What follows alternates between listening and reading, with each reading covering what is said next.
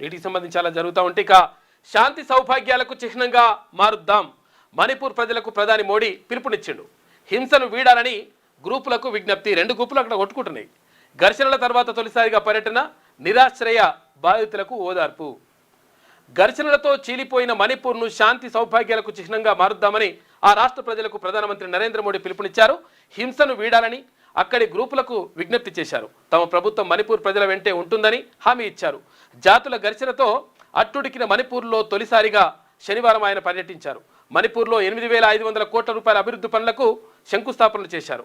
అయితే పలువురు బాధితులను పరామర్శించారు. అనంతరం ఇంపాల్తో పాటు కుకీల ఆధిపత్యం ఉన్న చురాచాంద్పూర్లో జరిగినటువంటి బహిరంగ సభలో మాట్లాడారు.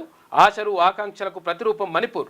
దురదృష్టవశాత్తు హింస వల్ల అందమైన రాష్ట్రంపై మరక పడింది. కొద్దిసేపటి కిందటే సహాయక శిబిరంలో బాధితులతో వారితో మాట్లాడిన తర్వాత మణిపూర్లో సరికొత్త సూర్యోదయం చూస్తానని ఆశ నమ్మకం కలిగినాయని చెప్పేసి నిన్న ప్రధానమంత్రి నరేంద్ర మోడీ అక్కడ మాట్లాడాడు. మణిపూర్లోని చురాచాంద్పూర్లో పర్యటనలో భాగంగా ఘర్షణ కారణంగా నిరాశ్రయులైనటువంటి ఓ మహిళతో నిన్న మాట్లాడిండు. చాలామందితో అక్కడ మాట్లాడి శాంతి సౌభాగ్యాలను ఇక్కడ